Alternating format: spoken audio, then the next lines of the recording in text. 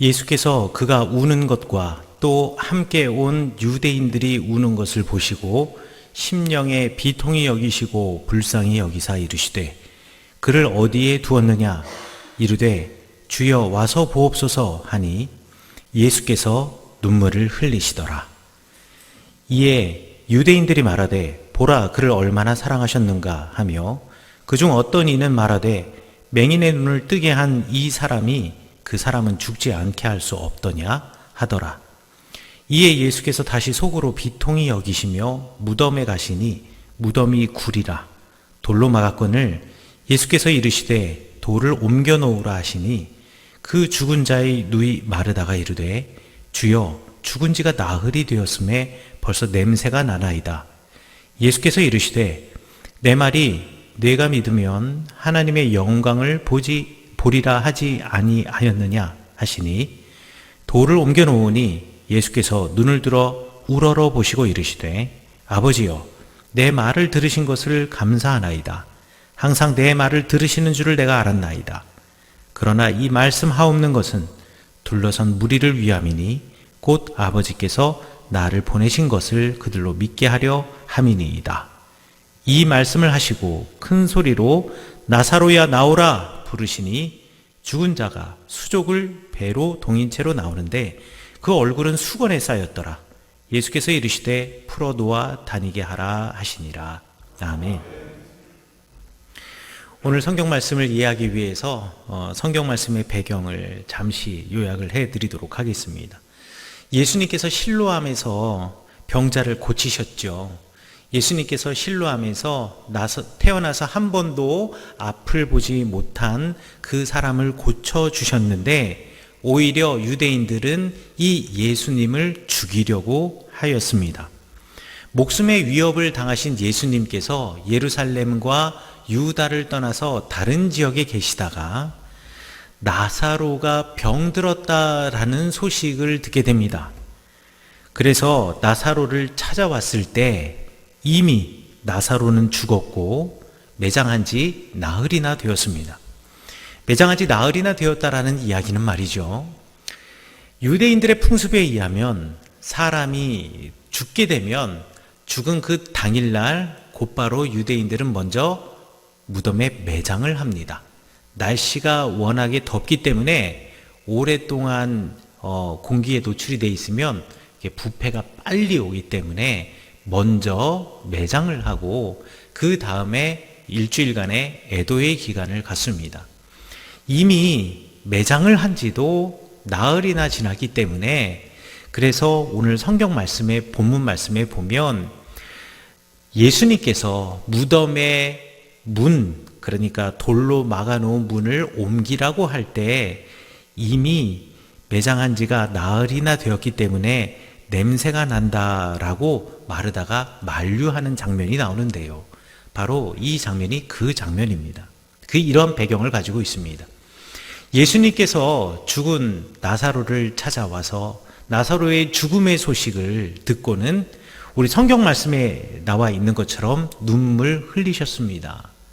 그리고 예수님께서 무덤에 가셔서 나사로를 부르시고 나사로야 나오라 라는 말에 나사로가 부활하게 되지요. 그래서 이 부활한 나사로를 예수님께서 그러니까 세마포로 칭칭 감싸고 있는 몸을 풀어 놓아다니게 하라라고 말씀하신 장면이 오늘 성경 말씀의 내용입니다. 성경에서 이 나사로는요, 예수님께서 사랑하신 사람이다라고 이야기합니다. 요한복음 11장 3절 그리고 요한복음 11장 5절에도 오늘 읽지는 않았지만 예수님께서 나사로를 사랑하셨음을 말하고 있습니다. 요한복음 11장 3절에서 이렇게 말합니다. 이에 그 누이들이 예수께 사람을 보내어 이르되 주여 보시옵소서 사랑하시는 자가 병들었나이다 하니 이렇게 이야기를 하고 있고요. 요한복음 11장 5절에서는 예수께서 본래 마르다와 그의 동생과 나사로를 사랑하시더니 라고 말하고 있습니다. 그러니까 성경에서 예수님께서 모든 사람을 다 사랑하시죠. 하지만 특별히 누군가에 대한 사랑을 표현하는 사람으로서는 이 나사로가 유일한 사람이고요. 또 오늘 본문 말씀에서도 36절에 보면 이에 유대인들이 말하되 보라 그를 얼마나 사랑하셨는가, 예수님께서 나사로를 사랑하셨는가 라고 말을 하고 있습니다. 신약 성경 복음서에 나오는 나사로는요, 예수님께서 사랑하시는 제자, 예수님께서 사랑하는 사람이라고 표현을 하고 있는데, 예수님께서 사랑하는 제자 또는 사랑하는 사람이라고 표현한 사람 중에 그 이름을 알 수 있는 유일한 사람이 바로 나사로입니다. 나사로의 죽음 앞에 서신 예수님의 모습을 보면 나사로를 예수님께서 얼마나 사랑하셨는지를 우리가 또 알 수가 있습니다. 놀랍게도 예수님께서는요, 나사로의 죽음을 슬퍼하시면서 눈물을 흘리셨습니다. 예수님께서 공생의 사역 기간 동안 딱히 눈물 흘리셨다라고 하는 성경 구절을 여러분들 금방 떠올리기가 쉽지 않으실 겁니다. 기억이 잘 안 나실 거예요. 예수님께서는요, 공생애를 통해서 3번 눈물 흘리셨습니다. 그러니까 성경에 보면 예수님께서 우셨다라는 말이 3번 나옵니다. 이 첫 번째는 누가복음 19장에 나오는데요. 예수님께서 예루살렘 성으로 들어가기 위해서 이제 종려주일, 예수님의 죽음을 예비하는 주일이 되겠죠. 벳바게라고 하는 동네에서 나귀를 타고, 어린 나귀를 타고 감람산을 내려오셔서 예루살렘 성 안으로 들어가시려고 하실 때, 감람산 내려오시던 길 중턱에서 예루살렘 성을 내려다보시면서 성경 말씀에 이렇게 말하고 있습니다. 가까이 오사 성을 보시고 우시며 이르시되 너도 오늘 평화에 관한 일을 알았더라면 좋았을 뻔하였거니와 지금 내 눈에 숨겨졌도다. 무엇이냐면 감람산을 내려오시면서 예루살렘 성을 보실 수밖에 없거든요. 웅장한 예루살렘 성을 감람산에서 보시면서 하신 말씀이, 이 하나님의 성, 이 거룩한 성, 이 아름다운 성이 사람들과 더불어 화목하지 못하고 하나님과 더불어 화평하지 못하니 이 성이 곧 무너지리라 라는 예언의 말씀을 하시며 눈물 흘리셨다라는 이야기입니다. 두 번째는 마태복음 23장에 나오는 이야기인데요. 예수님께서 예루살렘 성에 입성하시고 난 다음, 예루살렘 성에 들어가고 나신 다음 성전에서 사람들을 가르치십니다. 성전에서 가르치실 때 그 성전에 있는 바리새인들과 율법 학자들과 서기관들을 놔두고 이렇게 말씀하시죠. 예루살렘아 예루살렘아, 선지자들을 죽이고 내게 파송된 자를 돌로 치는 자들이요, 암탉이 그 새끼를 날개 아래 모으듯이 내가 너희들을 얼마나 모으려 하였더냐. 너희들을 모으려고 한 일이 몇 번이나 되더냐. 그러나 너희들이 원하지 않았다. 보라, 너의 집이, 그러니까 이 성전이 황폐하여 버려진 바 되리라. 내가 너희에게 이르노니 이제부터 너희는 찬송하리로다 주님의 이름으로 오시는 이여 라고 할 때까지 나를 보지 못할 것이다 라고 말씀하시면서 눈물 흘리셨습니다. 그리고 마지막으로 3번째 눈물 흘리신 것이 바로 나사로의 죽음 앞에서 눈물 흘리셨습니다. 예루살렘 성이라고 하는 거대한 건축물의 멸망, 그리고 유다의 멸망, 하나님의 집, 성전의 붕괴, 이런 거대한 사건, 놀라운 사건, 이런 놀라운 사건이 아니라 한 사람의 죽음을 두고서, 어찌 보면 예루살렘의 멸망이나 성전의 멸망이라고 하는 것은 어마어마한 사건인데, 그 사건에 비해서 그저 한 사람의 죽음은 매우 미미하고 어떤 사람에게는 그런 죽음이 있는지조차도 모를 법한 그런 죽음 앞에서 우리 예수님께서 눈물 흘리신 유일한 사람이 나사로라는 것이 정말 놀랍습니다. 왜냐하면은요, 예수님께서는 예수님의 전 공생의 사역 기간 동안 수많은 사람들이 태어나고 죽는 모습을 보셨을 겁니다. 뭐 예를 들자면 예수님 제일 가까이에 피 붙이고 살 붙인 요한이요. 세례 요한. 세례 요한은 예수님의 사촌지간 아니겠습니까? 그리고 그 당시에 모든 유대 사람들이 예언자라고 추앙하던 사람이고 따르던 사람입니다. 그리고 예수님도 이 세례 요한을 의인이라고 칭찬하셨습니다. 이만한 사람을 본 적이 없다라고 극찬을 하셨습니다. 그런데 예수님의 사촌이자 온 유대 사람들로부터 존경을 받는 선지자이자 그리고 예수님으로부터 그 극찬을 받았던 세례 요한이 헤로디아의 부탁으로 헤롯 왕이 이 요한을 참수했을 때 예수님은 우시지 않으셨습니다. 예수님이 울었다라는 말이 적어도 성경에는 나와 있지 않습니다. 그런데 이 예수님께서 나사로라고 하는 사람의 죽음을 두고 눈물을 흘리셨다라는 건 이게 정말 놀라운 일 아니겠습니까? 그러면 도대체 이 나사로라는 사람이 누구인데 이 나사로를 위해서 나사로의 죽음 때문에 눈물을 흘리셨을까요? 이것 또한 놀랍지 않을 수 없는데 나사로가 어떻게 예수님을 만났는지, 나사로가 무엇 하던 사람인지, 나사로의 사회적 지위는 어떠한지에 대해서 성경에서는 단 한마디도 이야기하고 있지 않다라는 겁니다. 예를 들어서 베드로나 안드레나 야고보나 요한 같은 사람은 그물을 깁다가, 그러니까 고기잡이 하다가 만났습니다. 그리고 또 세리인 마태는요, 이 가버나움에서 세리 일을 하다가 예수님을 만났습니다. 나다나엘은요, 빌립의 소개로 이야기를 서로 대화하던 중에 우연히 예수님을 만났습니다. 성경에 보면 이렇게 예수님을 만난 사람들, 그리고 예수님의 제자라 불리는 사람들은 예수님과 어떻게 만났는지, 그리고 예수님과 어떤 대화를 했는지가 성경에 비교적 자세하게 기록이 되어 있는데, 나사로는 바로 이 사건 이전까지 예수님을 어떻게 만났는지 알 수가 없습니다. 베드로는 어부였고요, 삭개오는 세리장이었습니다. 마태는 세리였고요, 그 다음에 니고데모는 산헤드린 공의회의 회원이었습니다.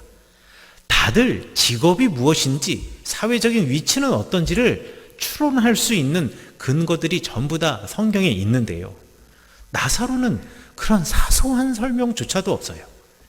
굳이 나사로를 설명하는 설명이라고 한다면 마리아와 마르다의 형제라는 거, 그리고 마리아는 향유를 주께 붓고 머리털로 주님의 발을 닦던 여인이었고, 그리고 그 여인의 오라비가 나사로라는 것, 이거 외에는 나사로에 대해서 알 수 있는 방법이 없는 거죠. 또 초대교회의 기록을 보면 베드로는 어떻게 죽었는지, 어떻게 선교했는지 이런 것들이 다 자세하게 설명이 되어 있는데, 나사로의 죽음과 나사로의 후일담에 대해서는 초대교회 기록에서도 특별히 나와 있지 않습니다. 나사로를 위대한, 그리고 하나님의 정말 소중한 사람으로 모두가 칭송을 하지만 나사로에 대해서 이렇게 아는 바가 없습니다. 그러고 보면 나사로는 그저 이름만 알려진 예수님을 따르는 사람 중에 그냥 하나였을 뿐이다 라고 우리가 생각할 수도 있습니다. 그런데 그런 나사로의 죽음을 보고 예수님께서 우셨다는 거죠. 알고 보면 세상에 이름난 누군가로만 세상의 역사가 만들어지는 것이 아닙니다. 알고 보면은요, 세상으로 사람들이 모두 다 존경받는 누구로만 이 역사가 이끌어가는 것도 아닙니다. 항상 위대한 일 뒤에는요, 그것을 가능하게 했던 이름 모를 누군가가 있습니다. 또는 사람들로부터 주목받지 못한 누군가가 있게 마련입니다. 여러분, 텐징 노르가이라는 네팔 사람 들어보셨습니까? 이름 들어보신 적 있으십니까? 텐징 노르가이요. 네팔 사람인데 아마 대부분은 처음 들어보셨을 겁니다. 그런데 이 사람이 누구냐면, 등산에 좀 관심이 있는 마니아라고 한다면 좀 알만한 사람, 그리고 대부분 등산에 정말 깊은 조예가 있는 사람이라면 누구나 아는 사람이 텐징 노르가이입니다. 하지만 사람들로부터 주목받지 못한 사람이고 여러분들 알지 못하는 사람이죠. 텐징 노르가이는 쉐르파입니다. 이 쉐르파는 이 부족의 이름이기도 하면서 동시에 그 히말라야 산 중턱에 있는 부족의 이름이기도 합니다. 등반가들이 히말라야에 있는 산맥들에 있는 산들, 그 정상들을 오를 때에 사실 길을 잘 몰라요. 이 히말라야 산맥은 전부 다 바위산이기 때문에, 그리고 또 바위 위에 눈이 덮여 있기 때문에 이거 눈처럼 보이지만 실제로 거기 밟으면 천길 낭떠러지로 떨어질 수도 있고요. 그리고 여기가 길처럼 안 보이지만 사실 이 눈덩이를 돌아가면 그 뒤에 길이 있을 수도 있습니다. 그러니까요, 높은 그 산을 오르기 위해서, 히말라야의 높은 산을 오르기 위해서는 반드시 길 안내자가 필요했습니다. 등반의 안내자가 필요했어요. 그러나 이 쉐르파족들은 아예 거기서 나고 자랐기 때문에 체력도 좋을 뿐더러 구석구석 길을 모르는 게 없는 거죠. 그러니 지금도 고산을 오르는 등반가들은요, 항상 쉐르파족의 그 쉐르파를 고용해가지고 이 산 위에 정상에 등반하게 되어 있습니다. 에드먼드 힐러리라고 하는 뉴질랜드 사람이 존 헌트라고 하는 영국 사람과 함께 그 당시 가장 높았던, 지금도 가장 높은 에베레스트 산 정상에 오를 계획을 짰습니다. 아무도 그 정상에 오른 사람이 없거든요. 그래서 우리가 제일 먼저 그 에베레스트 산 정상에 오르자, 8,848m 그 정상에 우리가 오르는 첫 사람이 되자 하고서는 에베레스트 산을 찾아갑니다. 그리고서 쉐르파 텐징 노르가이를 고용합니다. 텐징 노르가이가 앞장서서요, 에베레스트 산을 정복했습니다. 여러분, 그래서요, 에베레스트 산 정복 사진 같은 거 텔레비전이나 내지는 인터넷에서 종종 나오는데, 그리고 인터넷 검색해보면 이미지로 나오는데요, 역사적인 순간입니다. 에베레스트 산 맨 위에 한 등반가가 딱 깃발을 딱, 여기가 정상이야 하고 딱 깃발을 꼽고 있고, 거기가 뾰족한 바위산, 눈 덮인 바위산의 꼭대기이기 때문에 미끄러 넘어지지 않기 위해서 한 손은 딱 이렇게 깃대를 잡고 있고요, 그 나머지 한 발로는 미끄러 넘어지지 않기 위해서 저쪽에 딱 발을 버티고 있는 모습. 그래서 밑에서 위를 쫙 찍어 올린 그 사진, 아주 유명한 사진이죠. 그런데 그 사진에 찍힌, 그 정상을 찍은 이 사람이 누구냐면 텐징 노르가이입니다. 모든 사람들은, 역사가들은 에드문드 힐러리가 에베레스트 산을 오른 첫 번째 사람이라고 말하지만, 사실 이 텐징 노르가이의 길 안내가 없었다면 이 에드문드 힐러리와 존 헌트는 그 에베레스트 산에 오를 수가 없었습니다. 그 텐징 노르가이의 그러한 노고, 숨어있는 결정적인 조력, 그것을 기념하기 위해서 오히려 에드문드 힐러리는, 이 힐러리 경은 먼저 그 쉐르파의 사진을 찍어 주었을지도 모릅니다. 텐징이 없었다면 힐러리의 에베레스트 등반도 성공할 수 없었다라는 것은요, 이건 정설입니다. 이건 누구도 부인할 수가 없습니다. 이렇게 숨어 있는 사람들이 있습니다. 우리는 아무도 모르지만. 다른 나라 이야기 말고 우리나라 이야기를 해보겠습니다. 오늘은 현충일입니다. 현충일은 우리가 지금 이 자리에 있기까지, 자유한 대한민국, 독립한 나라 대한민국의 국민으로, 시민으로 살아가기까지 헌신하고 돌아가셨던 애국 선열들을 추모하는 날입니다. 이제부터 여러분에게 제가 사람들의 이름을 쭉 한번 열거해 보겠습니다. 여러분, 이 가운데 여러분들이 아시는 분이 있는지 한번 잘 들어보시기 바라겠습니다. 이름 잘 들어보세요.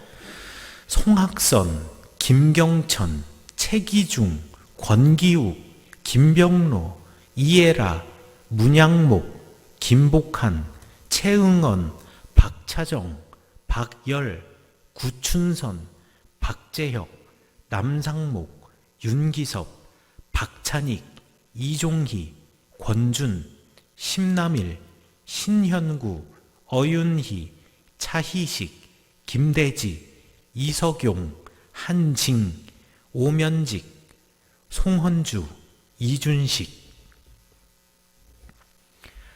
여러분 중 이 사람들의 이름 중에 들어보신 적이 있거나 낯익은 이름이 있으신가요?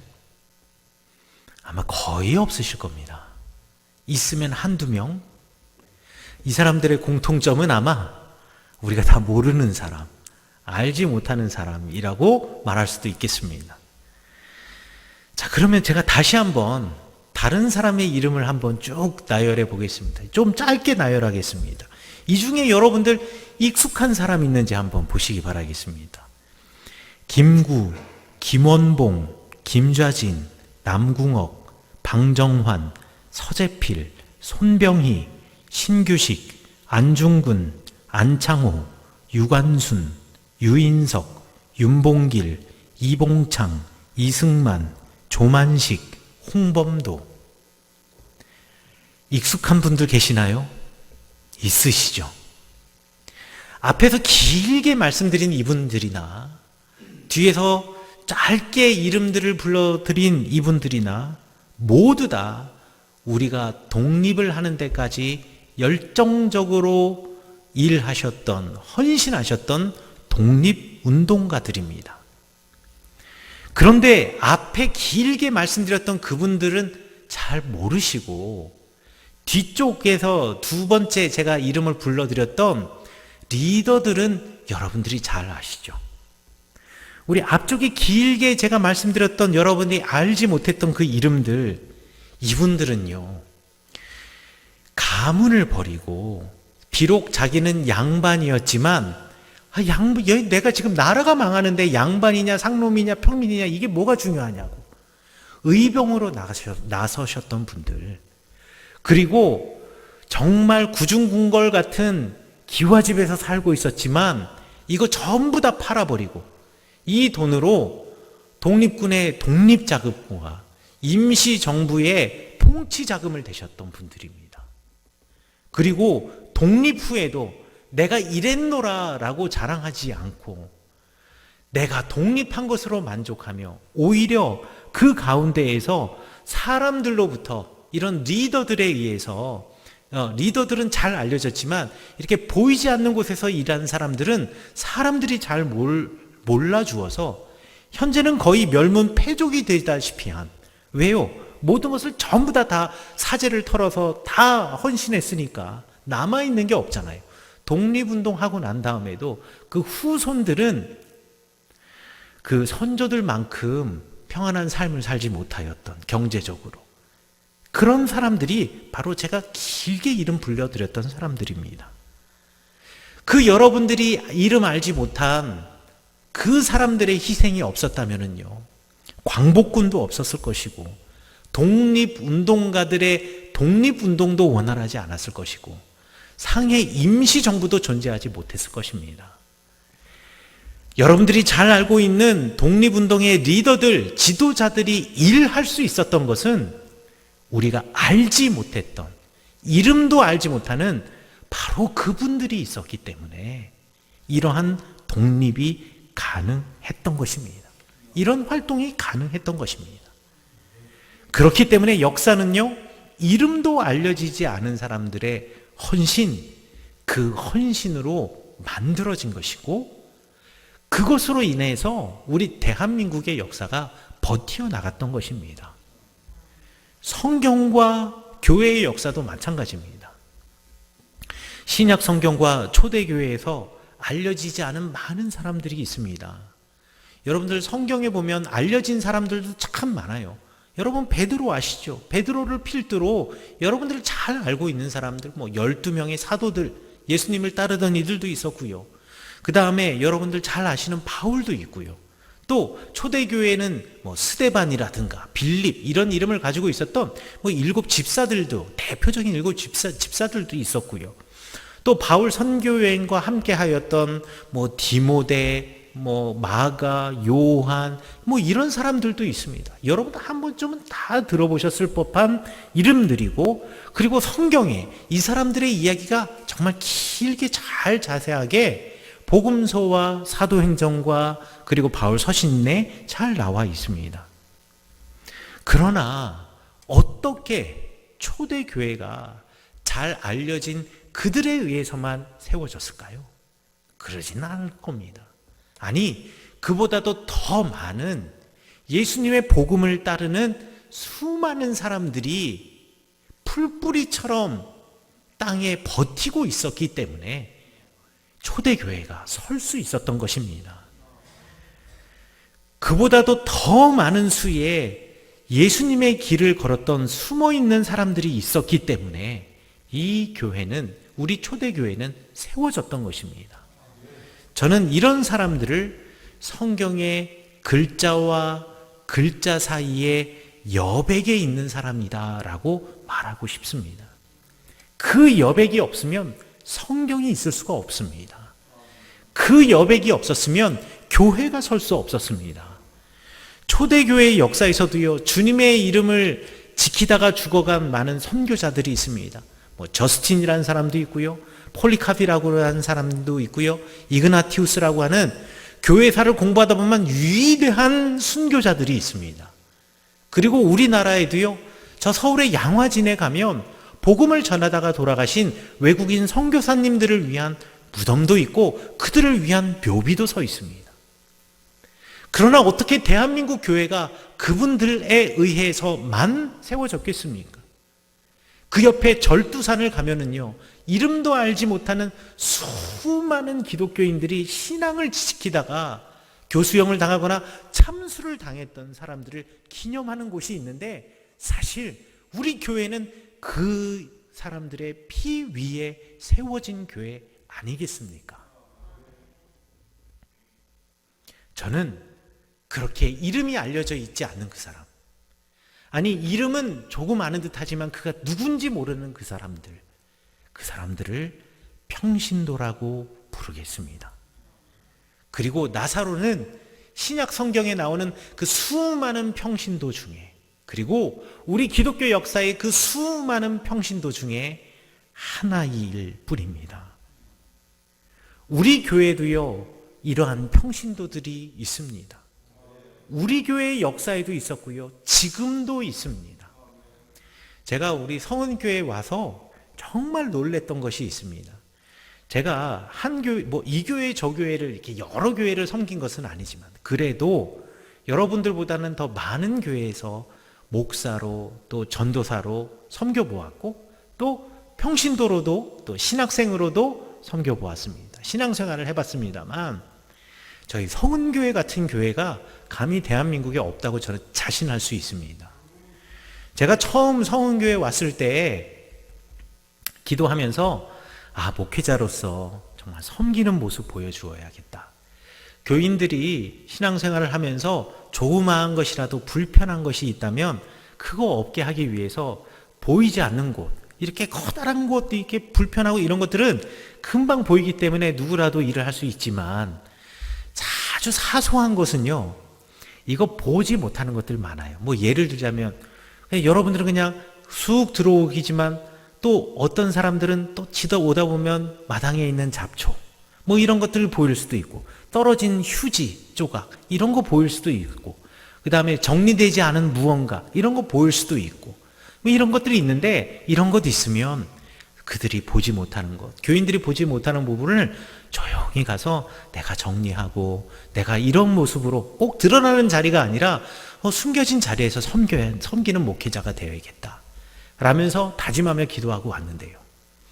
저희 교회에 와서 제가 한 게 없어요. 아니요. 정말 그 구석구석에 제가 생각지도 못하는 곳에 누군가가 와서 무언가를 다 하고 계시는 거예요.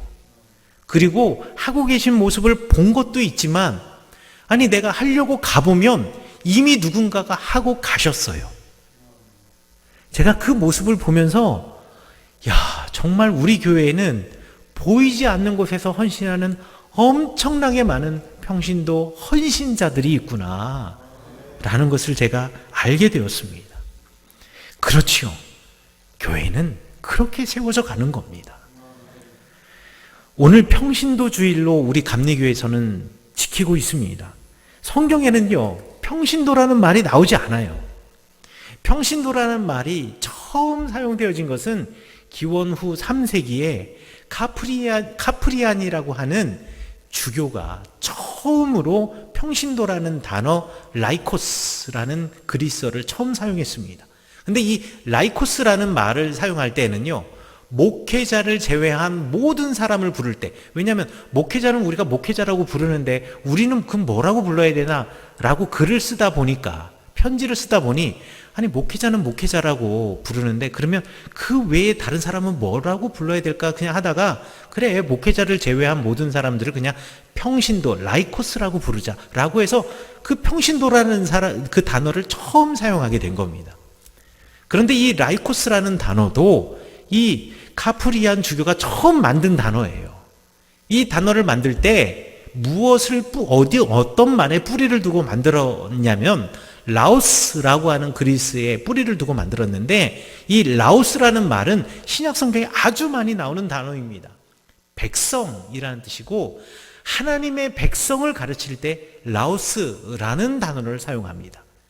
그래서 라이코스라고 하는 이 평신도라는 말의 원래 의미라고 한다면 우리가 하나님 나라의 백성이라는 의미죠. 그러니 교회의 역사를 볼 때 목회자도 평신도에 들어갑니다. 목회자도 라이코스입니다. 특별히 목회자는 이 평신도, 그러니까 교회 공동체의 리더십을 인정받은 사람일 뿐이지 우리 모두가 같은 사람이 하나님의 백성입니다. 평신도라는 말이 목회자보다 덜 중요한 사람이라는 뜻도 아니고요. 목회자는 능동적이고 평신도는 수동적이다라는 말도 아니고요. 또 교회 안에서 목회자와 평신도가 수직적인 관계에 있다라는 것도 아닙니다. 평신도라는 말은 우리 모두가 하나님의 백성이라는 뜻이기 때문에 목회자와 평신도가 교회의 주체이면서 모두가 하나님의 백성이다 라는 것을 우리가 기억하고 이것을 기념하는 주일이 바로 평신도 주일입니다. 제가 성경에서 예수님께서 3번 우셨다라고 말씀드렸잖아요. 예루살렘 성의 멸망을 예언하시면서, 예루살렘 성전의 멸망을 예언하시면서, 그리고 나사로의 죽음을 앞에 두고 3번 우셨다라는 것은 우리 이렇게도 생각해 볼 수 있습니다. 나사로의 죽음의 무게는 예루살렘 성의 멸망의 무게와 예루살렘 성전의 멸망의 무게와 같다라는 것이죠.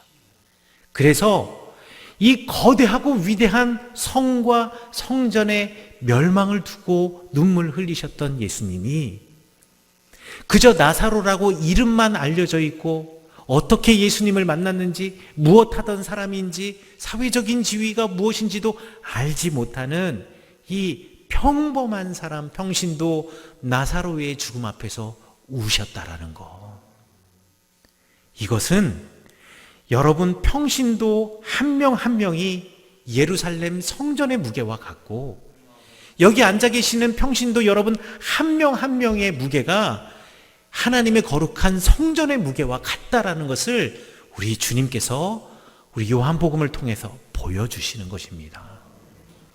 그리고 오늘날의 말로 풀어서 이야기하자면 우리 성도님들 한 분 한 분의 무게가 여러분 한 분 한 분이 곧 교회다라는 것을 말씀해 주시는 것입니다. 예수님께서 그러면 왜 나사로의 죽음 앞에서 우셨는가가 이해가 됩니다. 나사로의 죽음이 그만큼, 나사로의 고난과 고통이 그만큼 예수님의 마음에 아팠기 때문에, 나사로가 그만큼 소중했기 때문에, 나사로가 그만큼 예수님께 중요한 존재였기 때문에, 마찬가지로 여러분이 바로 그런 분이십니다.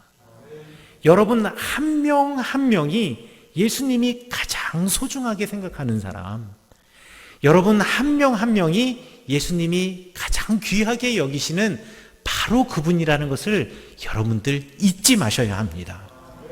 평신도 여러분 한 명 한 명이 넘어지는 것은 곧 우리 교회가 넘어지는 것과 같습니다. 평신도인 여러분 한 명 한 명이 일어서는 것은, 다시 일어서는 것은 우리 교회가 일어서는 것과 같습니다. 평신도 여러분 한 명 한 명이 멈추어 서는 것은 우리 교회가 멈추어 서는 것과 같습니다. 여러분 한 명 한 명이 일하시는 것은 결국 우리 교회가 일하는 것과 같습니다. 성은 교회는요, 건물이 아니라 바로 여러분 한 명 한 명입니다. 그것이 바로 주님이 계획하신 것이고, 주님이 바라시는 것이고, 주님이 여러분을 성은 교회로 부르셨습니다. 그러므로 평신도 주일은요, 우리 성은교회 성도님 한 명 한 명을 기념하는 주일입니다. 여러분 수고하셨습니다. 여러분 정말 소중한 존재이십니다. 우리 성은교회 성도들이 하나님의 백성임을 고백하면서 그의 합당한 삶을 살기로 동시에 다짐하는 주일, 그리고 주님과 더불어 새롭게 살아가기로 다짐하는 주일, 그 주일이 우리 성은교회의 평신도 주일이 되기를 간절히 축원합니다. 우리 한번 따라 합시다. 나는 평신도입니다. 네, 나는 평신도입니다. 나는 소중합니다. 나는 소중합니다. 주님이 나를 사랑하십니다. 우리 평신도 주일을 맞이하여서 나사로와 같은 사람, 우리 여러분 한 분 한 분 주님께서 흐뭇하게 바라보시고 기뻐하시는 한 사람 한 사람이 나구나라는 것을 기억하는 이 주간 되시기를 간절히 축원합니다. 나사로와 같은 여러분, 주님이 고난과 고통을 여러분과 함께 겪으시며 함께 슬퍼하시면서 내 사랑하는 사람의 고통을 주님이 함께 겪으시며 결국 여러분들을 세워주신다라는 것 기억하시는 한 주가 되시기를 간절히 축원합니다.